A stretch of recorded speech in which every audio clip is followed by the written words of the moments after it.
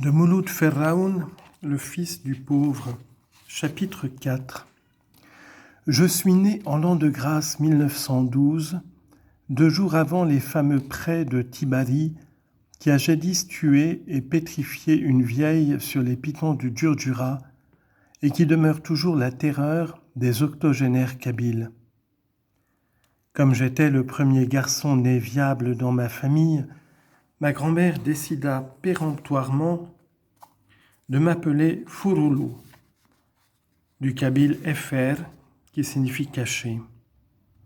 Ce qui signifie que personne au monde ne pourra me voir de son œil bon ou mauvais, jusqu'au jour où je franchirai moi-même, sur mes 2 pieds, le seuil de notre maison. On serait peut-être étonné si j'ajoutais que ce prénom tout à fait nouveau chez nous ne me ridiculisa jamais parmi les bambins de mon âge, tant j'étais doux et aimable. Aussi loin que je puisse remonter dans mes souvenirs, je retrouve toujours auprès de moi une chaude et naïve amitié. L'image la plus reculée qui surgit subitement dans ma mémoire est celle d'un petit garçon assis dans notre courette sur une jatte renversée. Sa petite cousine, Shabha, debout devant lui, énumère sur ses 5 petits doigts les bonnes choses qu'elle voudrait lui faire manger. Je me revois ainsi portant une petite gandoura blanche à capuchon, pouvant à peine marcher, mais bavardant à mon aise. J'avais peut-être 3 ans.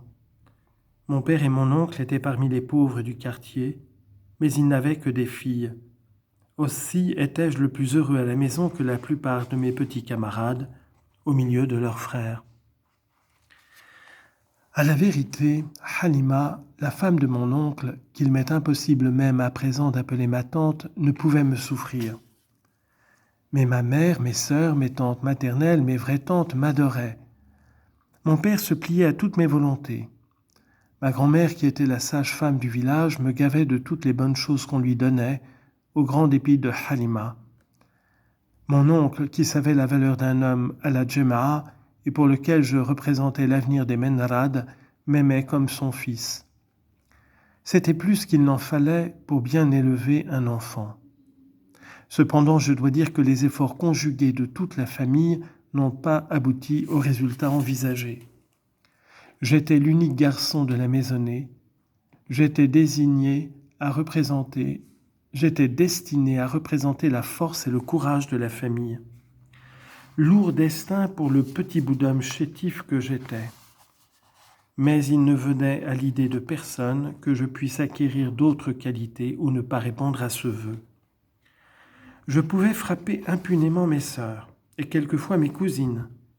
Il fallait bien m'apprendre à donner des coups. Je pouvais être grossier avec toutes les grandes personnes de la famille et ne provoquer que des rires de satisfaction. J'avais aussi la faculté d'être voleur, menteur, effronté. C'était le seul moyen de faire de moi un garçon hardi. Nul n'ignore que la sévérité des parents produit fatalement un pauvre diable craintif, faible, gentil et mou comme une fillette. Ce ne sont pas les principes qui manquent au fils de Chaban, mon aïeul. Pénétré de mon importance dès l'âge de 5 ans, j'abusais bientôt de mes droits. Je devins immédiatement un tyran pour la plus petite de mes sœurs, mon aînée de 2 ans. Je l'appelais Titi, le nom lui est resté. Elle n'était pas plus grande que moi et me ressemblait autant qu'une petite sœur ressemble à son frère, c'est-à-dire qu'on pouvait la reconnaître grâce à son foulard et à sa natte de cheveux longs. Elle avait un bon naturel qui lui permettait d'essuyer mes coups et d'accepter mes moqueries avec une mansuétude peu imaginable chez un enfant de son âge. Toutefois, on ne manqua pas de lui inculquer la croyance que sa docilité était un devoir et mon attitude un droit.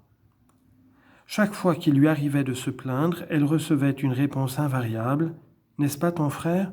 Quelle chance pour toi d'avoir un frère ! Que Dieu te le garde ! Ne pleure plus, va l'embrasser. »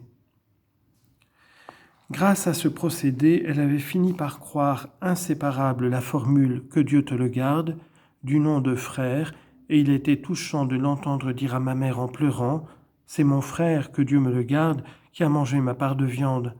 Mon frère, que Dieu me le garde, a déchiré mon foulard. » Petite sœur qui est maintenant mère de famille, ton vœu a été exaucé, Dieu a gardé ton mauvais frère. Ma tyrannie s'exerçait d'une autre façon sur ma grande sœur Baya. Baya aidait notre mère.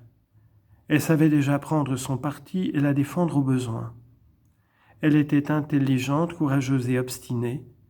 Elle s'imposa par sa force, réussit à se faire respecter et à se faire craindre. Baya était chargée spécialement de veiller sur moi et de me distraire. Je ne me laissais pas faire aisément. Je m'étais bien vite rendu compte qu'en pleurant, je pouvais obtenir tout ce que je voulais. Les larmes et les cris étaient mon arme infaillible. Cependant, ce stratagème qui réussit à merveille dans ma famille me causa une grosse déception et beaucoup de désagréments en dehors.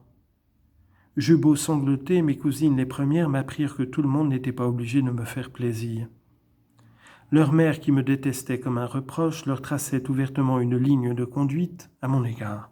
« Ce n'est pas votre frère, vous n'avez pas de frère. » Le ton dont elle disait cela signifiait sans erreur possible que j'étais un ennemi. J'entends encore la voix de Halima, je vois son regard méchant, je compris très tôt sa haine. Deux petits voisins de mon âge, ou à peine un peu plus grands, mais en tout cas plus éveillés, me désillusionnèrent eux aussi autant qu'ils le purent. J'adoptai donc avec tous mes voisins et toutes mes voisines la seule attitude que je pouvais adopter. Je me faisais doux, aimable, patient. Je savais flatter le plus audacieux. Je donnais ou je prêtais sans trop de difficulté ce qu'on me demandait, et mes parents voyaient s'écrouler peu à peu leur rêve de faire de moi le lion du quartier, plus tard le lion du village. Susceptible à l'excès, j'étais de surcroît très craintif. Lorsque je m'aventurais en dehors de notre rue, mon camarade Akli se rappelle encore à présent un bloc de silex tout blanc, si au bout de la rue. Une fois ce bloc dépassé, j'obéissais automatiquement à ses ordres. Ses amis étaient le mien, j'évitais ses ennemis, j'étais son humble second. Il me défendait lorsqu'il le pouvait, ou bien acceptant loyalement les responsabilités de chef, s'exposait lui-même aux coups et ne me laissait affronter un adversaire que lorsqu'il en avait un autre plus dangereux. En rentrant chez nous, je reprenais mon galon à la borne fatidique. Il était alors obligé de se soumettre à tous mes caprices, et Dieu sait s'ils étaient extravagants.